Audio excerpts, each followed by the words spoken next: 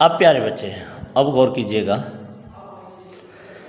Next topic है हमारे पास combustion analysis. ये भी ऐसा एनालिसिस है जिससे हम लोगों ने एम्पेरिकल फार्मूला ही मालूम करना है। Empirical formula from combustion analysis study करने जा रहे हैं।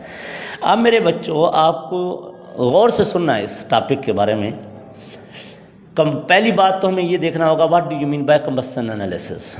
Combustion analysis an experimental procedure used to determine percentage of carbon, percentage of hydrogen, percentage of oxygen present in an organic compound by burning the organic compound in the presence of oxygen। क्या कह दिया, एक ऐसा तरीक़ाकार है जिसके ज़रिए हम organic compounds को ऑक्सीजन की मौजूदगी में बर्न करेंगे। बर्न करके उस ऑर्गेनिक कंपाउंड में मौजूद कार्बन, हाइड्रोजन और ऑक्सीजन की परसेंटेज मालूम करेंगे। इस तरीके बर्न करके एलिमेंट्स की परसेंटेज को मालूम करना क्या कहलाता है, combustion analysis. Experimental procedure used to determine percentage of carbon, hydrogen, oxygen by present in the organic compound by burning the organic compound in the presence of oxygen. Oxygen की मौजूदगी में ऑर्गेनिक कंपाउंड्स को burn करके organic compound में मौजूद carbon, hydrogen, oxygen की percentage को मालूम करना क्या कहलाता है, कंबशन एनालिसिस। अब आपके जहन में आता होगा, सर बर्न करके ये कैसे मालूम करेंगे? तो जो सुनते आना, एक तो याद रखिएगा, ऑर्गेनिक कंपाउंड में कार्बन, हाइड्रोजन जो हैं, जो ही ऑर्गेनिक कंपाउंड्स को बर्न करोगे, carbon will be converted into carbon dioxide oxygen की मौजूदगी में बर्न होने से। Hydrogen is converted into water. Carbon, hydrogen present in the compound are converted to carbon dioxide and water respectively when organic compound is burned in the oxygen। इसका मतलब है carbon dioxide और water, these are the sole product of this analysis, these are the major product, these are the only product of combustion analysis. यानी जो organic compounds होगा उसको जब जलाएंगे, उसके अंदर मौजूद कार्बन, कार्बन डाइऑक्साइड में, हाइड्रोजन वाटर में तब्दील हो जाएगा। तो इसका मतलब है इस एनालिसिस से मेन प्रोड्यूस होने वाले प्रोडक्ट कौन कौन से हैं, कार्बन डाइऑक्साइड और वाटर है। एब्जॉर्बर। अब मेरे बच्चों, इन कार्बन डाइऑक्साइड को जज्ब कराने के लिए गौर से कि कार्बन डाइऑक्साइड कितनी प्रोड्यूस होती है, जो प्रोड्यूस होती है वो जज्ब होती जाएगी किसके अंदर, कार्बन डाइऑक्साइड एब्जॉर्बर के अंदर। कौन सा है, 50% KOH।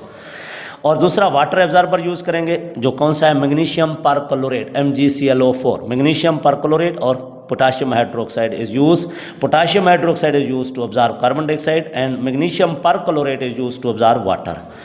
अब बेटा देखो, आप लोग सोच रहे होंगे कि ये कैसे काम किया जाएगा। गौर से सुनते हैं ना, आप सारी बातें, हर बात आप तक पहुंचेगी।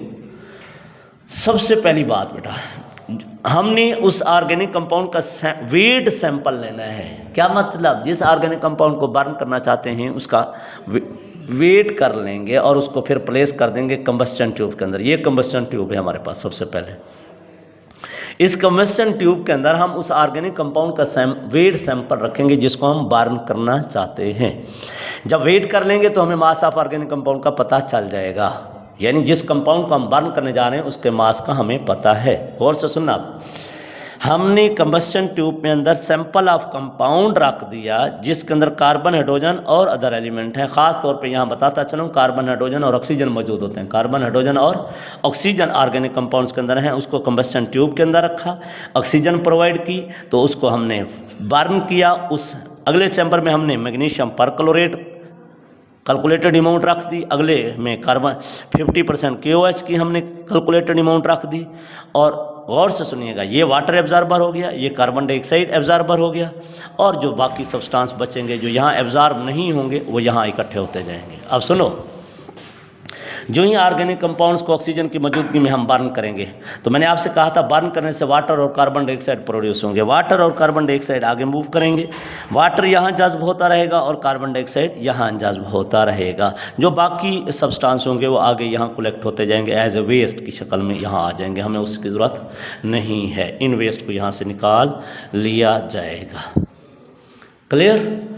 अब दोबारा एक दफ़ा सुनिएगा, जिस ऑर्गेनिक कंपाउंड्स को बर्न करना है उसका वेट करें, वेट करके उसको इस ट्यूब के अंदर रख दें, उसको ऑक्सीजन की मौजूदगी में इस कंबस्शन ट्यूब के अंदर बर्न करें। उससे वाटर और कार्बन डाइऑक्साइड प्रोड्यूस होगा। Water is absorb in the magnesium perchlorate, carbon dioxide is absorb in the 50% KOH। जब प्रोसेस कंप्लीट हो जाएगा मैग्नीशियम परक्लोरेट के मास के अंदर जो डिफरेंस आया होगा वो वाटर का मास होगा। 50% KOH के मास के अंदर जो डिफरेंस आया होगा वो कार्बन डाइऑक्साइड का मास होगा। इसका मतलब है इससे प्रोड्यूस होने वाला वाटर और प्रोड्यूस होने वाले कार्बन डाइऑक्साइड का पता चल जाएगा कि कितना वाटर प्रोड्यूस हुआ है और कितनी कार्बन डाइऑक्साइड प्रोड्यूस हुई है। इसी के लिए सेंटेंस मैंने लिखे हैं, गौर से सुनना मेरे प्यारे बच्चे। Difference in the mass of 50% KOH, जो 50% KOH के मास के अंदर फर्क आया, एंड मैग्नीशियम परक्लोरेट ऑब्जर्वर के अंदर आया, that will give the mass of carbon dioxide and water respectively.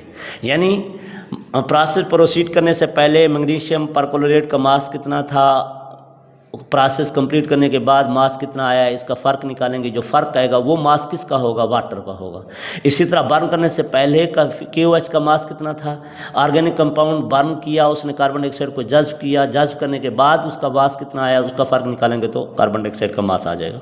तो इसका मतलब है जब कंबशन एनालिसिस कंप्लीट हो जाएगा तो हमें 3 चीज़ों का पता चल चुका है। एक, उस ऑर्गेनिक कंपाउंड को जिसको हमने जलाया है उसके मास का पता है, मास ऑफ ऑर्गेनिक कंपाउंड्स का पता है। दूसरा, मास ऑफ वाटर कितना प्रोड्यूस हुआ है उसका पता चल गया, और मास ऑफ कार्बन डाइऑक्साइड कितना प्रोड्यूस हुआ उसका पता चल गया। बेटा combustion after all we know from combustion analysis mass of organic compound, mass of water and mass of carbon dioxide. हम इन 3 चीज़ों के बारे में जानते हैं। इन्हीं 3 चीज़ों से आप तो जो सुनना, मैंने शुरू में कहा था ऑर्गेनिक कंपाउंड्स ऐसे जिसमें कार्बन, हाइड्रोजन और ऑक्सीजन होंगे तो उसको कंबशन एनालिसिस के जरिए एनालाइज किया जाएगा।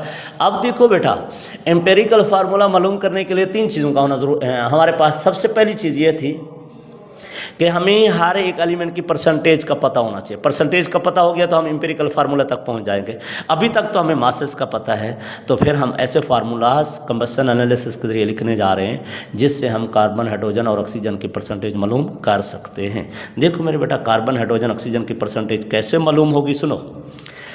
परसेंटेज ऑफ कार्बन मालूम करने का formula, mass of carbon dioxide याद होगा, ऊपर से मास ऑफ कार्बन डाइऑक्साइड जो प्रोड्यूस हुआ है पता है।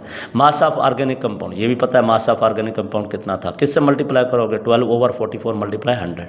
12 किसको ज़ाहिर करता है, कार्बन को। 44 किसको ज़ाहिर करता है, कार्बन डाइऑक्साइड के पूरे मास को। कार्बन डाइऑक्साइड के पूरा मास कितना है, 44, मोलर मास कितना है 44, और कार्बन का मास कितना होगा 12। तो 12/44 multiply 100, this is the complete formula to find out the percentage of carbon.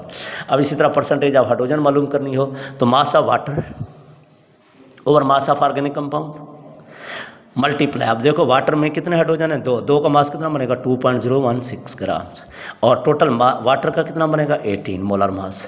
तो 2.016 ओवर 18 मल्टीप्लाई 100। तो मेरे प्यारे बच्चे, इसी तरह अब सवाल पैदा होता है ऑक्सीजन की परसेंटेज कैसे मालूम करेंगे। गौर से सुनिएगा, ऑक्सीजन के लिए हमारे पास कोई डायरेक्ट कंपाउंड मौजूद नहीं है प्योर ऑक्सीजन का, इसलिए हम मेथड ऑफ डिफरेंस अप्लाई करेंगे ताकि परसेंटेज ऑफ ऑक्सीजन मालूम कर सकें। क्या मतलब, मुझे आप लोग बताओ, कंपाउंड में कितने एलिमेंट थे, 3, कार्बन भी था, हाइड्रोजन भी था, ऑक्सीजन भी था। जब आपको 2 का पता चल चुका है, कौन सी 2 का पता चल चुका है, कार्बन और हाइड्रोजन का, तीसरे का मालूम करना है। इन दोनों को जमा करो, 100 में से माइनस कर दो तो थर्ड 1 का आ जाएगा। इसको कहते हैं मेथड ऑफ डिफरेंस। तो क्या फार्मूला हुआ उसके लिए बेटा, 100 minus percentage of carbon plus percentage of hydrogen, percentage of carbon plus percentage of hydrogen, carbon और हाइड्रोजन की परसेंटेज को जमा करो, 100 में से माइनस कर दो, ये किसकी परसेंटेज आ जाएगी, ऑक्सीजन की। तो मेथड ऑफ डिफरेंस के ज़रिए हम परसेंटेज ऑफ ऑक्सीजन मालूम कर सकते हैं। तो इस तरह मेरे प्यारे बच्चे, जब हमारे पास हर एक एलिमेंट की परसेंटेज आ जाएगी, कार्बन की भी आ गई, हाइड्रोजन की भी आ गई और ऑक्सीजन की भी परसेंटेज आ गई, तो from the percentage composition of compound we can determine empirical formula of compound. ये था मेरे बच्चा किसके बारे में, कंबशन एनालिसिस के बारे में। अब देखो, इसी के ऊपर मैं सवाल भी हल करा देता हूँ कि कैसे हम कंबशन एनालिसिस के जरिए एम्पिरिकल फार्मूला मालूम करेंगे। गौर से सुनिएगा, इसी के ऊपर सवाल दिया हुआ है। मैंने अभी आपसे सवाल किया था, गौर से सुनो, कि कंबशन एनालिसिस से हमारे पास कितनी चीज़ें थी, मास of organic compound, mass of water, mass of carbon dioxide. देखो यही सवाल है। उसने कहा एग्जांपल नंबर 4 के अंदर, organic compound, combustion analysis of organic compound किया गया, ऐसा ऑर्गेनिक कंपाउंड जिसमें कार्बन, हाइड्रोजन और ऑक्सीजन है। तो जो सुनना, उसने शुरू में बता दिया कि कार्बन, हाइड्रोजन और ऑक्सीजन है। मास ऑफ ऑर्गेनिक कंपाउंड कितना प्रोवाइड किया बेटा, 0.5439। मास of carbon dioxide 1.039। Mass of water 0.6369। अभी मैं आपको लेक्चर के अंदर टॉपिक के अंदर बता रहा था कंबस्शन एनालिसिस से हमें 3 चीज़ों का पता है, मास of organic compound, mass of carbon dioxide, mass of water. देखो तीनों चीज़ों उसने प्रोवाइड करके क्या पूछ लिया है, एम्पेरिकल फार्मूला पूछ लिया है।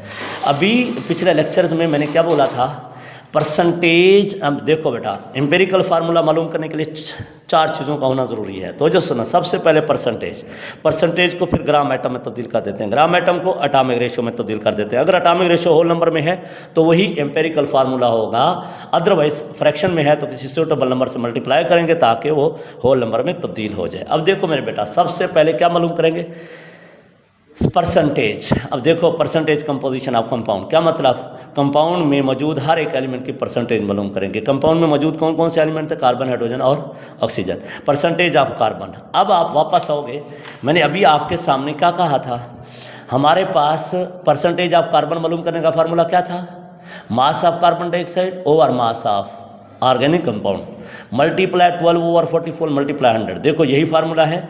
अब मास of carbon dioxide, mass of carbon dioxide कितना है, देखो सवाल में 1.039 over mass of organic compound कितना है बेटा, 0.5439, ये दिया हुआ है। मल्टीप्लाई 12 ओवर 44 मल्टीप्लाई 100, जो ही हल करोगे 52.108% आ जाएगा।